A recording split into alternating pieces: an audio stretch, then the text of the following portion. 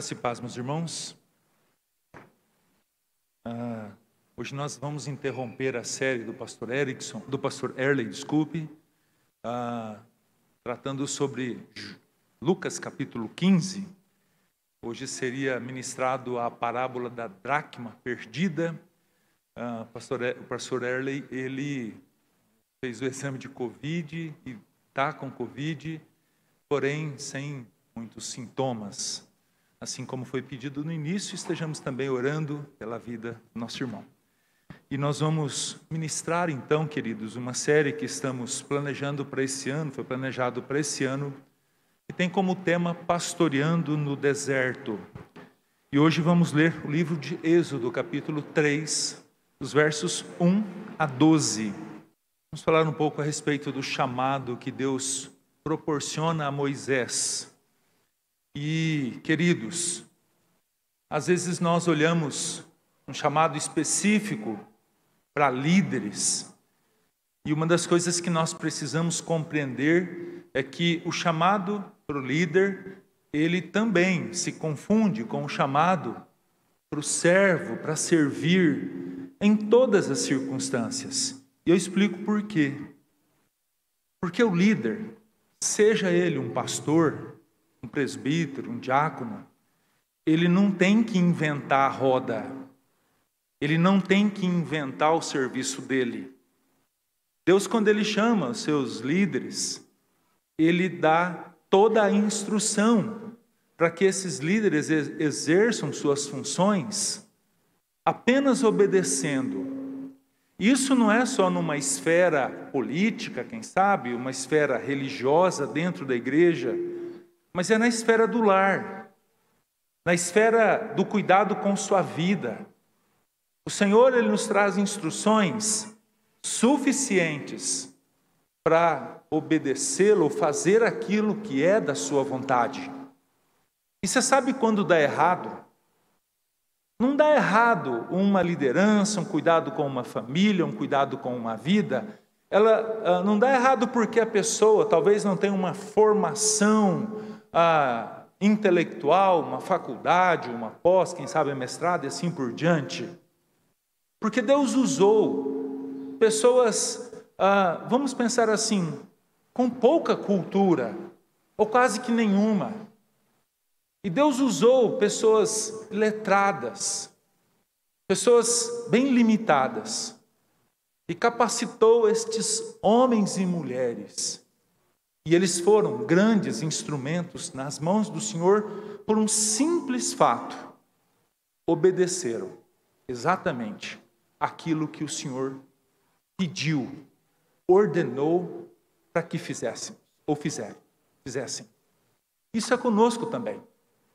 Vamos ver um pouco a respeito disso. Capítulo 3 de Êxodo, versos 1 a 12, e diz assim: Apacentava Moisés o rebanho de Jetro, seu sogro, sacerdote de Midian. E levando o rebanho para o lado ocidental do deserto, chegou ao monte de Deus, a Horebe. Apareceu-lhe o anjo do Senhor numa chama de fogo, no meio de uma sarça. Moisés olhou, e eis que a sarça ardia no fogo, e a sarça não se consumia. Então disse consigo mesmo: irei para lá e verei essa grande maravilha, porque a sarça não se queima. Vendo o Senhor que ele se voltava para ver, Deus, do meio da sarça, chamou e disse: Moisés, Moisés. Ele respondeu: eis-me aqui. Deus continuou: não te chegues para cá.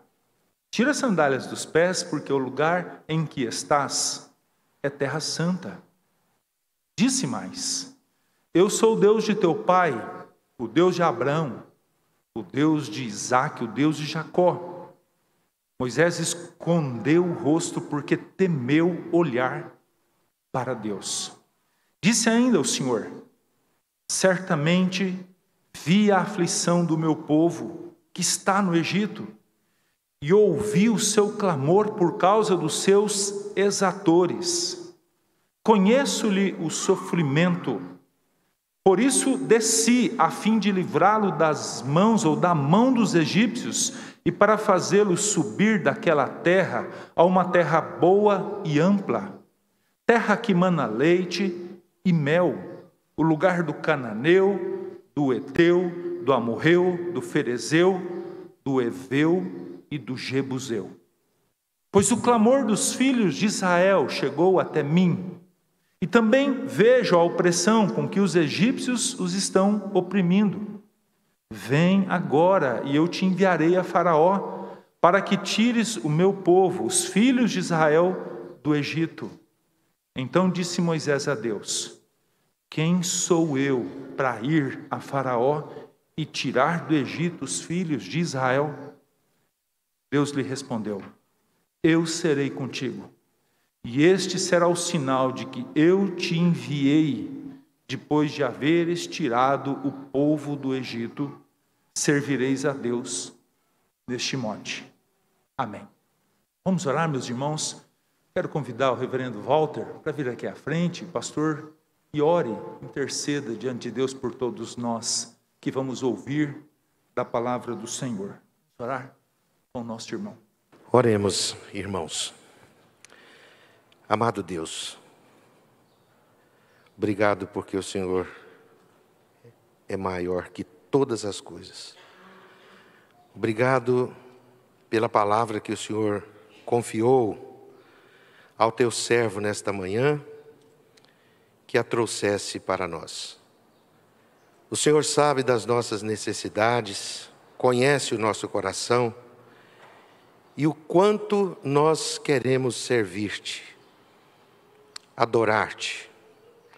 Por isso, ó Deus, que esta palavra seja uma palavra transformadora na vida de cada pessoa que está aqui, que trouxe, ó Deus, no seu coração, qualquer que seja a perplexidade.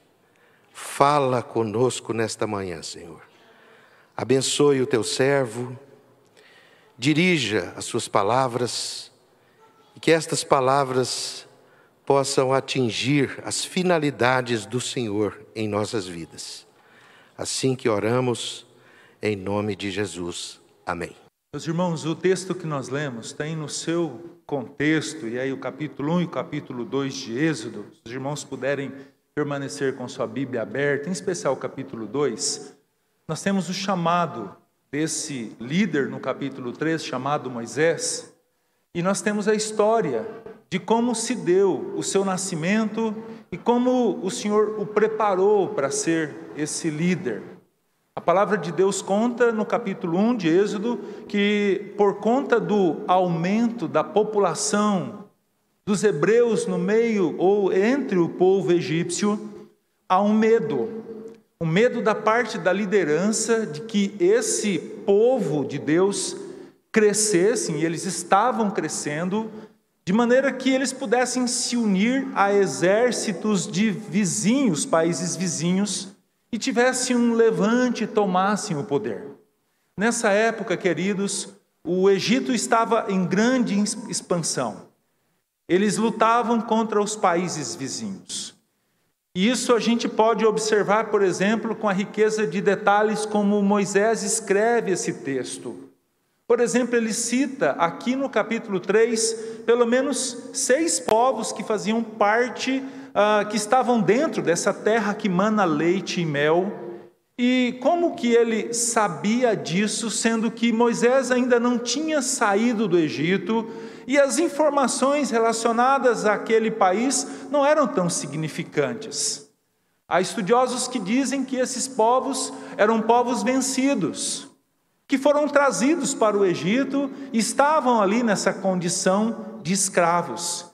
E diante desse avanço dos limites, eles tinham medo dos soldados egípcios saírem e esse povo hebreu, por motivos tais, se levantassem e tomassem o poder.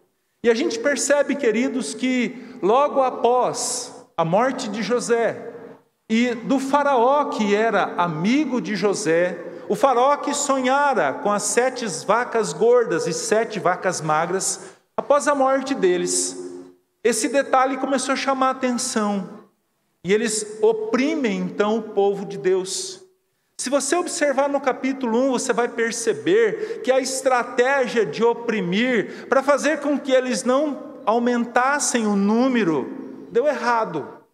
O texto diz que quanto maior era a opressão, mais esse povo era fecundo, mais crianças nasciam. Isso durou muitos anos, queridos. A ponto do faraó também chamar as parteiras e falar: vamos dar uma mãozinha para isso. Não apenas a opressão dos exatores, dos chefes, que estavam ali debaixo de chicote, oprimindo, escravizando o povo. A ordem para as parteiras foi para que todas as crianças do sexo masculino fossem mortas no nascedouro. E as parteiras temeram ao Senhor e não fizeram isso.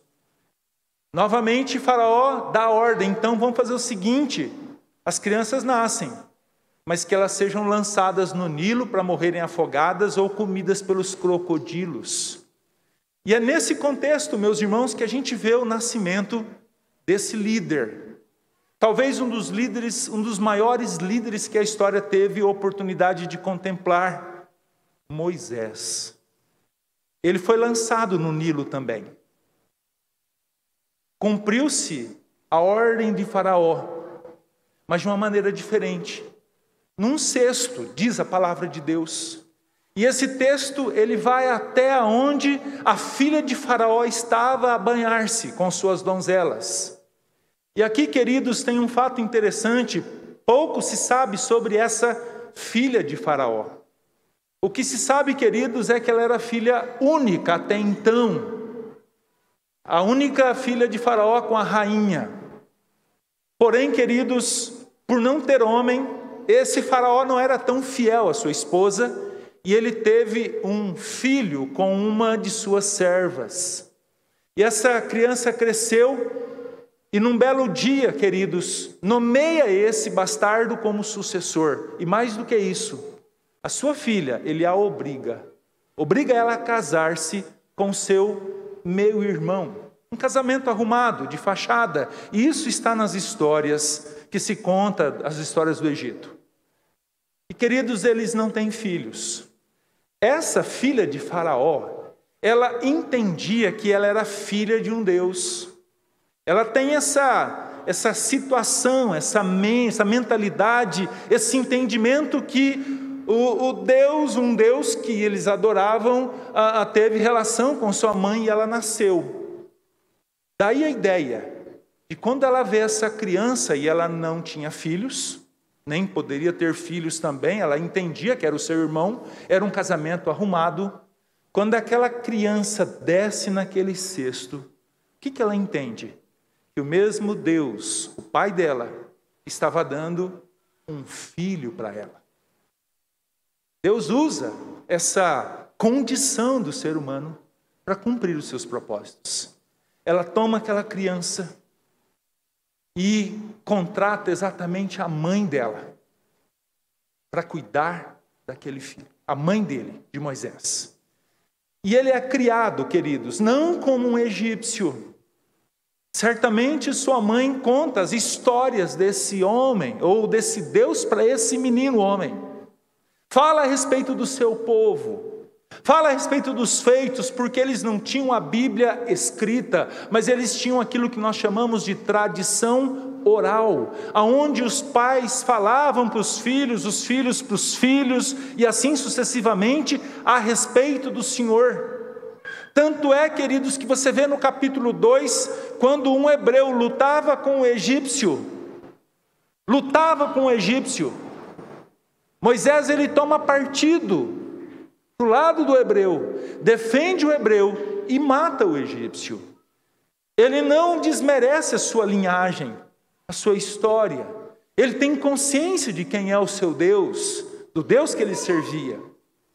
E nesse contexto, queridos, o faraó, então, exerce ali a mesma lei para todos, justamente para Moisés também. Mesmo sendo criado no palácio, mesmo com 40 anos de idade, mesmo na linhagem sucessória, sendo aquele que provavelmente seria e fora criado como faraó.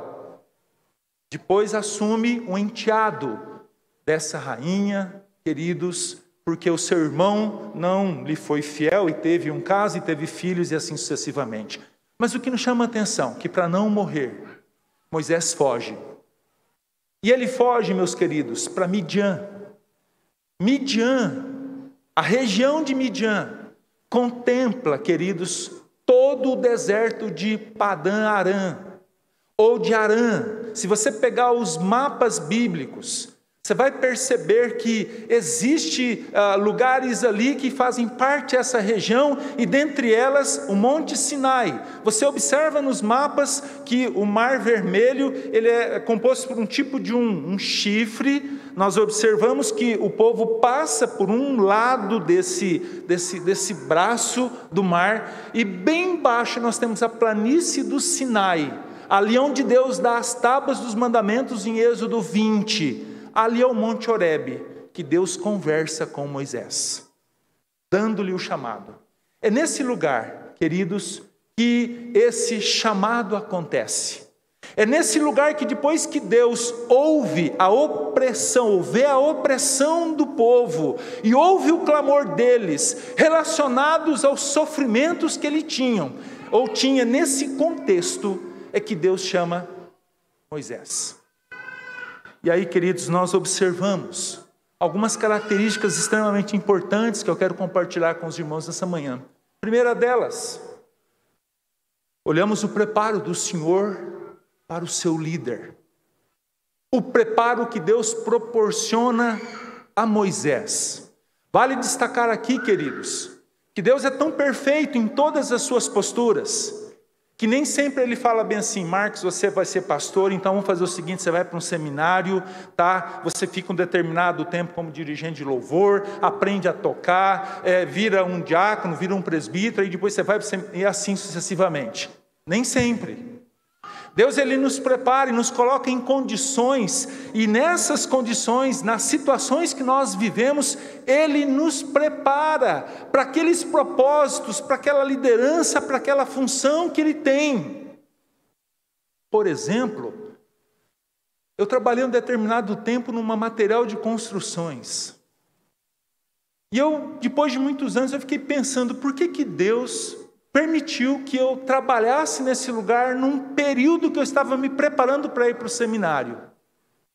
Queridos, eu fui entender quando nós construímos a primeira congregação lá em Aparecida de Goiânia, no bairro Independência, Mansões. Não apenas ali, mais 10 igrejas nós construímos. Fui compreender o propósito de estar ali dentro, de comprar, de gastar bem o dinheiro, que não era o meu dinheiro, mas era o dinheiro do Senhor. A gente compreende como Deus ele nos prepara para aquilo que Ele tem para nós a nível de futuro, presente ou futuro. Com Moisés não foi diferente. Vale lembrar que ele passou 40 anos no palácio, debaixo da barba de Faraó, aprendendo de toda a cultura egípcia. E vale lembrar que ali era assim, contemplava-se ali as melhores escolas da época.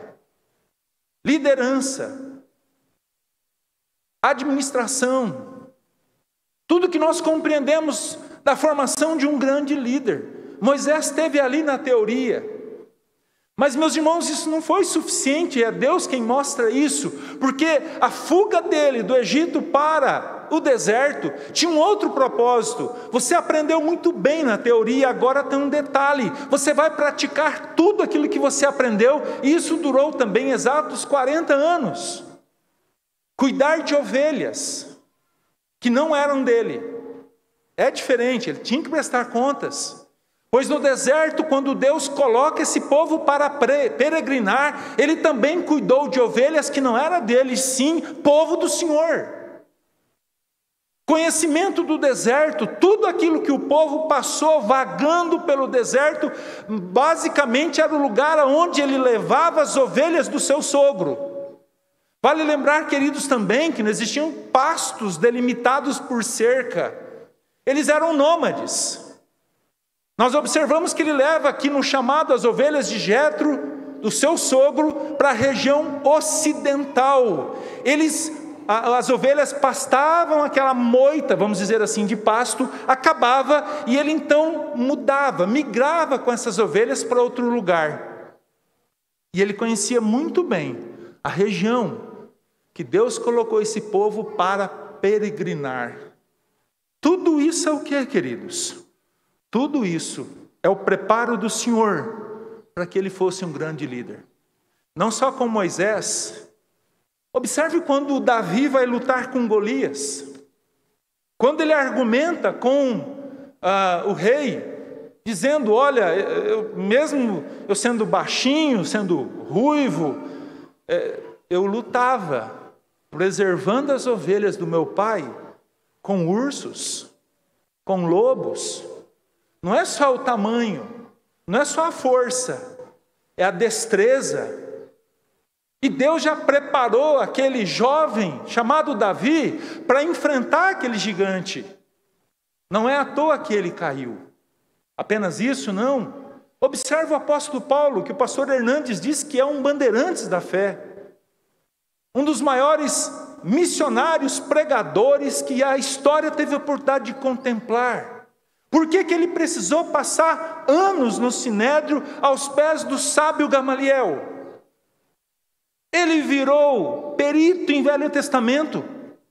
E Deus deu a graça para que ele compreendesse que o Messias prometido, que tudo aquilo que Deus havia dado, que a aliança com o seu povo, ela se confirma na pessoa e obra de Cristo, quando os seus olhos foram abertos no caminho de Damasco, enquanto ele perseguia cristãos. O Senhor prepara os seus líderes, diferente às vezes do habitual, e ele faz isso. A segunda observação, queridos, que nós olhamos, em especial no verso 1, Deus não chama desocupados, não chama. Moisés estava exatamente trabalhando, estava cuidando de ovelhas num lugar, meus queridos, que dentro das normas de criação, seja de ovelha, seja de gado, não eram apropriadas. Criar gado, criar ovelha num deserto, nós estamos falando de pouco pasto, nós estamos falando de pouca água, nós estamos falando de clima desfavorável. Vamos lembrar que ovelhas têm uma lã grossa e num calor de 50 graus durante o dia, não é uma coisa muito simples. Nós estamos falando de um homem que trabalhava desde o amanhecer até o anoitecer, quando as suas ovelhas eram guardadas numa espécie de cercado, e quando muitos pensavam, agora ele vai dormir. Não. Moisés dormia com o olho aberto, aliás, com o olho fechado e o olho aberto. Por quê? Porque essas ovelhas corriam risco à noite, justamente como Davi disse, com lobos, com animais ferozes. Como eu disse, queridos, isso exigia muito dele.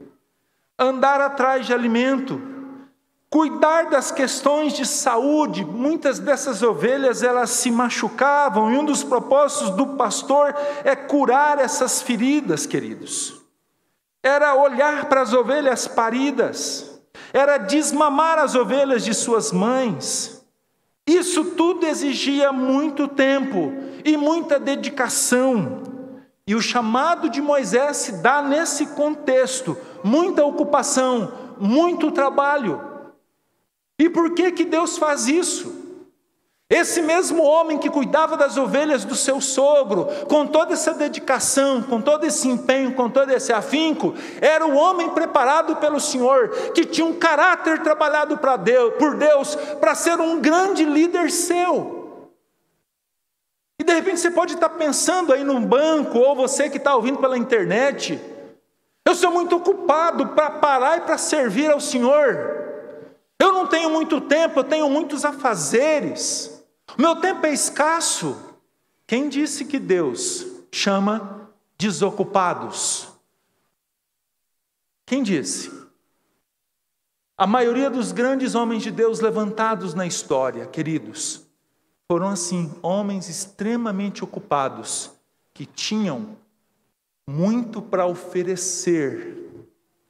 E assim como eram dedicados no seu trabalho, são chamados para serem dedicados também na casa do Senhor.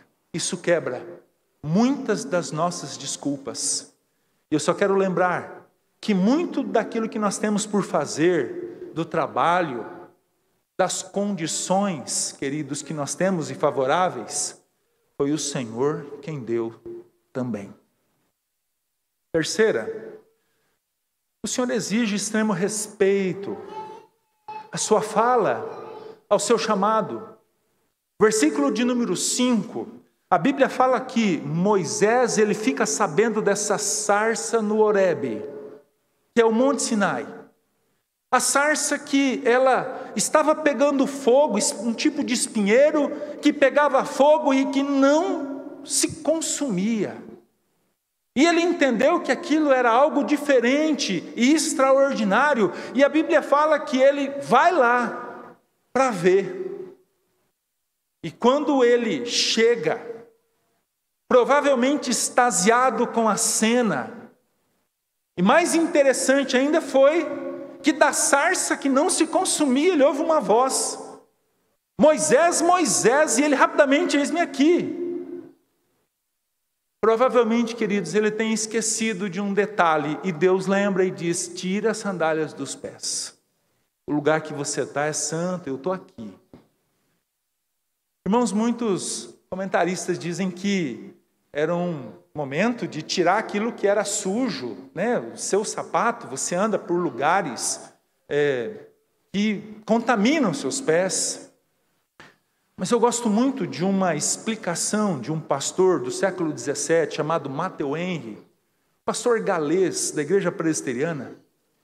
E ele diz que tirar sandálias dos pés naquele contexto era um sinal de respeito. Era como você tirar o chapéu quando você vai conversar com uma pessoa dentro da cultura ocidental. E Deus chama a atenção: tenha respeito e ouça o que eu tenho para te dizer. E a Bíblia fala, queridos, que Moisés responde ao Senhor: eis-me aqui. A mesma urgência do chamado foi a mesma urgência da resposta. Senhor, tudo o que sou, tudo o que tenho, está à sua disposição. Isso é um gesto de reconhecimento, de respeito ao senhorio do Senhor. Num quarto instante, queridos, a gente observa também, do verso 6 ao verso 10, que o Senhor revela quem Ele é. E Ele revela também o propósito da ordem que Ele dá. Se você observar, ele começa dizendo: eu sou o Deus de Abraão, eu sou o Deus de Isaque, eu sou o Deus de Jacó. Ele não deveria se assustar com aquela cena ou com aquela voz, mas quem estava falando com ele é o mesmo Deus que lá em Ur dos Caldeus chamou o pai dele, chamado Abraão, o pai da fé. Era o mesmo Deus que também não apenas fez uma aliança com Abraão, lhe prometendo terra, lhe prometendo ser o seu Deus e prometendo ser Deus de toda a sua herança, mas é o Deus também que renova a sua aliança, e a gente vê isso no capítulo 26 de Levíticos, com Isaque, onde da mesma forma Deus lhe promete terra, Deus lhe diz que seria o seu Deus e com a sua descendência, e é o mesmo Deus que renova a sua aliança com Jacó. Deus revela quem Ele é. E a gente vai observar, meus queridos, no decorrer do capítulo 3, que Moisés diz: muito bem, Senhor, o Senhor fala para mim ir lá, e aí eu vou chegar lá, eu vou falar o quê? Quem é o Deus que está me enviando? É interessante que Deus também revela o seu nome. Você vai falar para eles que eu sou o que sou. Ele está dizendo que era um Deus que sempre existiu, e está dizendo que é um Deus suficiente para todas as coisas. E não é à toa que lá no livro de João, Jesus fala que ele conheceu Abraão, e eles questionam: como assim, você não tem nem 50 anos, e você fala que conheceu Abraão? E Jesus responde: antes de Abraão existir, eu sou. Eu sou. E vale lembrar que João está revelando quem é Jesus, o Filho de Deus, e não é à toa que ele cita pelo menos 7 eu sou a porta. Eu sou o pão da vida. Eu sou a videira verdadeira. E Jesus está dizendo que é esse Deus que foi dito a Moisés aqui no capítulo 3. É esse Deus que conheceu, que existia antes de Abraão. Não apenas se revela, mas no texto também o Senhor fala claramente a respeito da missão que ele deveria cumprir. Observe o verso 7. Eu vi a aflição, eu ouvi o clamor, eu conheço o sofrimento e desci com o propósito de livrar esse povo. E depois de falar do sofrimento, dos exatores, das dificuldades, relembrando da promessa no verso 8, que esse povo não permaneceria ali em terra estranha, e sim na terra que manava leite e mel, onde tinha povos que estavam ali, mas não eram deles aquela terra. É nesse contexto que o Senhor diz no verso 10, vem agora, e eu te enviarei a Faraó, para que você liberte o meu povo da escravidão em que eles estão, eles permanecem. E por fim, a quinta e última divisão no verso 12. Não apenas Moisés, mas eu e você precisamos compreender que nós não estamos sós, diante de tudo aquilo que o Senhor pede para fazermos. Observe comigo então o verso 12. Deus lhe respondeu, quando ele pergunta, quem sou eu? Eu sou um pastorzinho de ovelhas. Quem sou eu? E aí Deus responde, eu serei contigo. Eu serei contigo. Meus irmãos, a fala do Senhor, diante daquela missão grandiosa, Moisés, em tese, teria que lutar contra uma nação, a nação mais poderosa.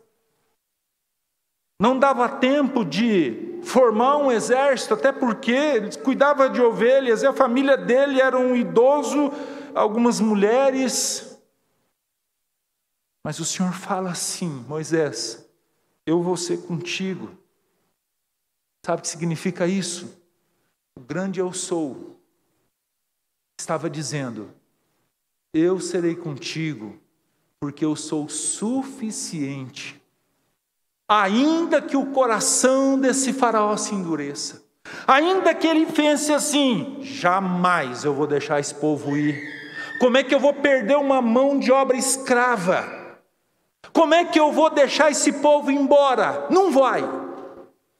E aí o Senhor diz, lá no verso 20 do capítulo 3, olha o que diz, portanto, estenderei a mão e ferirei o rei com todos os meus prodígios que farei no meio deles, depois os deixarei.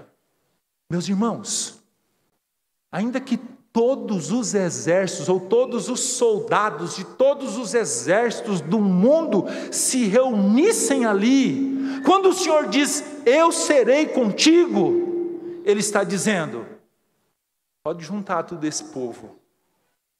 Ainda que fosse nos nossos dias, juntem todos os canhões de guerra, juntem tudo aquilo que vocês têm de aparato militar, juntem todos os caças, todos os navios de guerra, todos os tanques, todas as armas, pode juntar tudo. O Senhor está dizendo para Moisés, eu sou suficiente e nada se compara, agindo eu, quem impedirá? Essa fala Deus deu para Moisés. E essa fala o Senhor traz a todos nós, que exercemos liderança, seja na casa do Senhor, seja numa equipe de louvor, seja na nossa casa, seja com a nossa vida, eu serei contigo. Moisés não aprendeu a guerrear, diferente de Josué, e nós vamos estudar isso sobre o pastorear no deserto. Josué foi um fiel escudeiro de Moisés, porque ele fazia parte desse exército egípcio. Como um hebreu, ele alistou-se e era um tipo de oficial. Daí todo o ser sistemático de um oficial. Mas Moisés não. Detalhe, ele não pegou em armas. Mas sabe o que ele viu? Ele viu água virar sangue.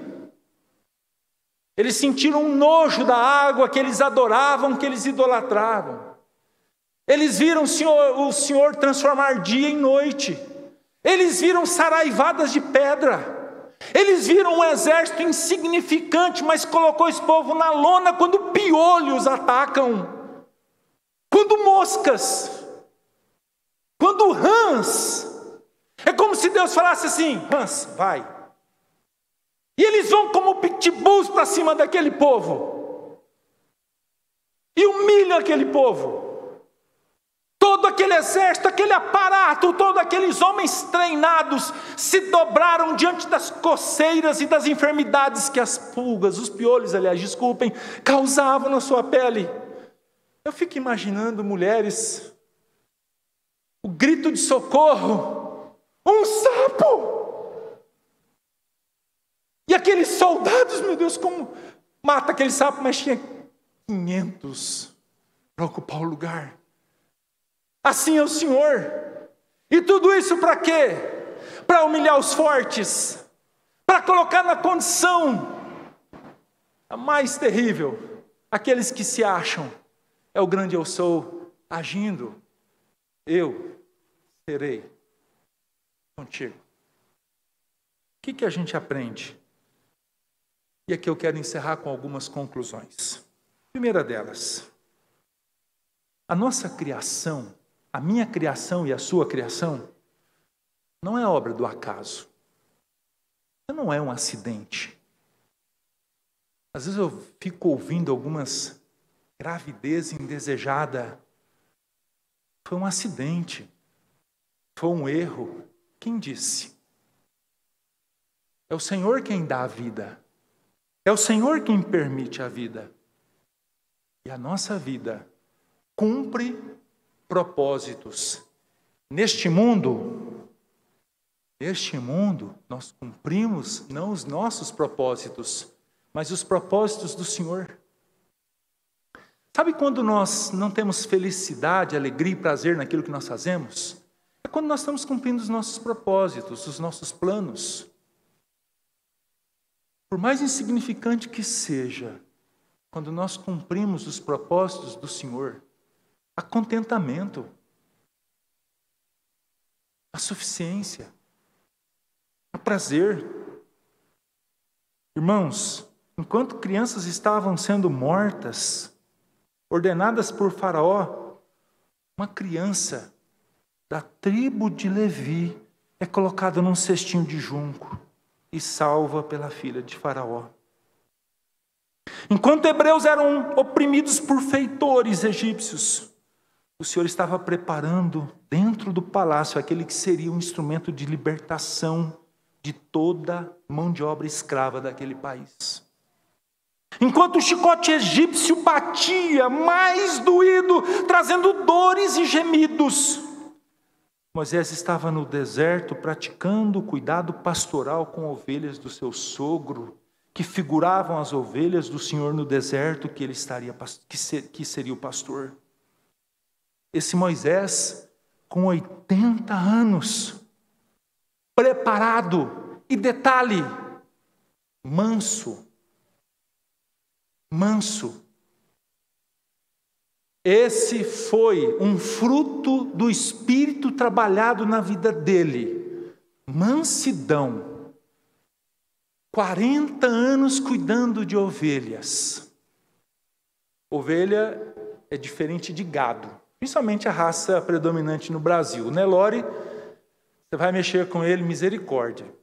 Bruto, bravo, e muitas vezes deixam a gente nervoso. É comum você ver a gente tacando pau, pedra em gado. Mas ovelha não. Ovelha, se você apertar o passo da ovelha, sabe o que acontece? Ela deita. Ela ajoelha. Ela tem toda uma toada. E não adianta você achar que ela tem que se adaptar ao teu temperamento, ao teu jeito de ser. Você não vai conseguir. É você que se adapta a ela. Ela te ensina a cuidar dela. E Moisés desenvolveu toda essa mansidão. E aquela vida cumpriu exatamente propósitos do Senhor. Os seus dias não terminaram com o cuidado daquelas ovelhas. Com 80 anos, o Senhor teria mas muita coisa para ele fazer. E ele fez. Irmãos, nós temos uma história. Mas essa história, diferente de muitos que dizem que você escreve a sua história, nós, servos do Senhor, entendemos que quem escreve a nossa história é o próprio Senhor. Se você puder ler Salmo 139, em especial o verso 16, o salmista diz: os teus olhos me viram a substância sem forma, ou informe, diz o texto. E ele diz: e no teu livro foram escritos todos os meus dias. Todos. Cada um deles escrito e determinado. Quando? Nenhum deles havia ainda. Sabe quem escreve a nossa história? É meu pai, não é teu pai. Teu pai é usado por Deus para que cumpramos exatamente a história dele, os propósitos dele. Segundo, jamais poderemos negar o socorro do Senhor. Jamais. Achar que ele está demorando, ou que a providência dele não vai acontecer. Pastor, está demorando, eu estou pedindo há muito tempo e não está acontecendo. Vamos rever o nosso pedido. Tiago, capítulo 4, diz que às vezes nós não recebemos o que pedimos. Por quê?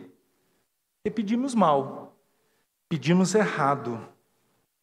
Nós temos que lembrar sempre que o Senhor está vendo a luta, as dificuldades de cada um dos seus filhos, e no tempo certo, e o tempo certo aqui é o tempo dele, e do jeito dele, e da forma dele, as coisas acontecem. Somos informados que o Senhor viu a aflição do povo, que o Senhor ouviu o clamor do seu povo, e no tempo dele foi em socorro do seu povo. E sabe o que isso me ensina? Que Deus não tarda, Deus não falha, o Senhor é perfeito em todas as suas atitudes. Seja manso, espere no Senhor. O grande problema disso tudo, queridos, é que o pecado mascara esse entendimento. O pecado cega, escurece os olhos do nosso coração, da nossa alma. E o que acontece na maioria das vezes? Precipitamos, não perseveramos, temos pouca paciência. E problemas como ansiedade, soberba, esperar, causam ranhuras à nossa história. Irmãos, nós ouvimos um hino agora há pouco cantado, que tem como propósito os escritos de Agostinho.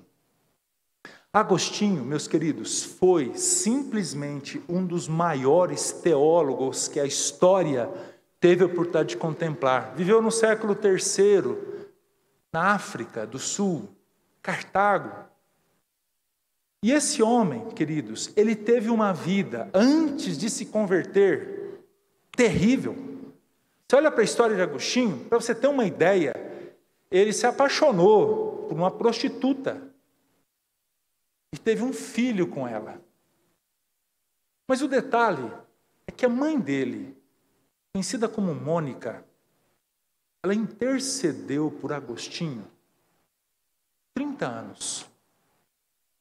Ela, uma serva do Senhor, não se alegrava com tudo aquilo que aquele homem aprontava. Ele mesmo disse que era um depravado, um beberrão. Mas no tempo de Deus, e a impressão que a gente tem que Deus permitiu essa vida dele, para que, como nós ouvimos no cântico, seus olhos fossem abertos e ele percebesse o mal que ele estava praticando. Mas o fato é que a sua mãe não desistiu, perseverou, clamando ao Senhor pela conversão do seu filho. A conversão veio, mas não foi qualquer conversão. Como eu disse, um dos maiores estudiosos da palavra do Senhor, Tanto é que Lutero tem o fundamento dos seus escritos nos livros de Agostinho. Calvino, você vê constantemente ele citando. E nesses dias há um resgate da teologia desse homem. Você vê, por exemplo, o pastor Jonas Madureira, um dos maiores estudiosos contemporâneos da teologia agostiniana. E que coisa maravilhosa nós temos. Terceira e última conclusão. Entenda que pode ser você o instrumento do Senhor para socorrer filhos de Deus que estão sofrendo. Deus pode, e talvez o propósito dessa mensagem seja incomodar a mim e a você. E de repente nós estamos dentro da nossa zona de conforto, alegres com as profissões que temos, e temos sim que nos alegrar. Mas talvez, queridos, o incômodo seja, de fato, os propósitos que eu tenho para ti estão se cumprindo na sua vida. Sabe, meus irmãos, nós sempre queremos receber a ação de alguém levantado por Deus para abençoar-nos, principalmente em dias de dificuldade. Geralmente a gente quer que Deus levante pessoas para nos socorrer. Mas você já parou para pensar que o Senhor está te preparando, te capacitando, e no decorrer da sua história Ele fez isso para que você fosse, ou seja, bênção nas mãos dEle, para abençoar o seu povo, para quem sabe abençoar uma família, ou para quem sabe abençoar uma vida. Irmãos, ontem eu estava conversando com a irmã Nice, ela também foi diagnosticada com Covid, e a nossa irmã, ela faz um papel muito importante na vida de uma irmã nossa também, idosa. Ela cuida dela. E ela foi diagnosticada com Covid, preocupada. Quem cuidaria da irmã que ela cuida? E ela estava lá, Senhor, o que eu vou fazer? E aí, de repente, o porteiro toca o interfone. E ela atende. E ela ouve, olha, tem uma irmã lá de Brasília, chamada Ruth. Ela está aqui. E aí, ela sobe. E a Anice diz, Ruth, você veio aqui? O que aconteceu? E a irmã Ruth, eu conheço ela, é uma irmã de oração. Ela disse que ela estava na casa dela, orando, ela foi incomodada pelo Senhor a vir aqui a Goiânia e visitar essa irmã, idosa que também estava com a forte gripe, está com a forte gripe. E aí ela disse, olha, estava incomodada. E eu vim, nem liguei. Sabe por quê? Porque o Deus que estava me incomodando, Ele prepara tudo. E a Anice olhou para ela e falou bem assim, foi o Senhor quem te mandou aqui. Foi o Senhor. E ela foi para a casa dela para se cuidar. Queridos, não ignore isso. Tenha sensibilidade, irmãos. E diante dessa condição que a gente ouviu aqui, obedeça. Diante daquilo que o Senhor tem falado, você não está só. Cuide com as objeções que muitas vezes você coloca para fugir daquilo que o Senhor deixou. E lembre-se que o Senhor das nossas vidas, que nos comprou lá na cruz do Calvário, o nosso Senhor Jesus Cristo também nos chama para servi-lo. E de repente você pode falar assim, mas pastor, a Bíblia fala de misericórdia. Eu não tenho esse dom. Tem um escrito do pastor Tim Keller, que eu estou encerrando. No seu livro, Dons de Misericórdia, chamado A Estrada de Jericó, quem puder ler, leia. Ele diz que misericórdia é muito mais do que um dom. É característica de todo servo do Senhor. E Jesus vai cobrar isso. Lá em Mateus 25, na sua volta, olha só a prática da misericórdia. Eu estive com fome, não me deste comer. Eu estive com frio, não me deste de vestir. Eu estava preso, enfermo, você não foi me visitar. Eu estava sem abrigo e você me deixou. Não me amparou na sua casa. Qual que é a pergunta daqueles que são os preteridos? Quando foi, Senhor, que isso aconteceu? Quando foi que o Senhor esteve com fome? Quando foi que o Senhor Jesus bateu na porta da minha casa com frio? Quando foi? A resposta é clara. Quando você deixou de fazer a um dos meus mais pequeninos. E ali, não só ele fala isso para os preteridos, mas ele fala para os salvos. Essa é uma condição que o Senhor quer de nós. O líder é chamado para servir. Lembrando que o Senhor capacita os chamados. E o Senhor não chama desocupados. O Senhor exige atenção e respeito às suas ordens. O Senhor revela os seus propósitos. E eles estão registrados na Bíblia. E não se esqueça, você não está só. Deus nos abençoe. Na sequência, hoje à noite, nós vamos estar trabalhando as objeções que Moisés levanta e como Deus trata todas elas. Vamos orar?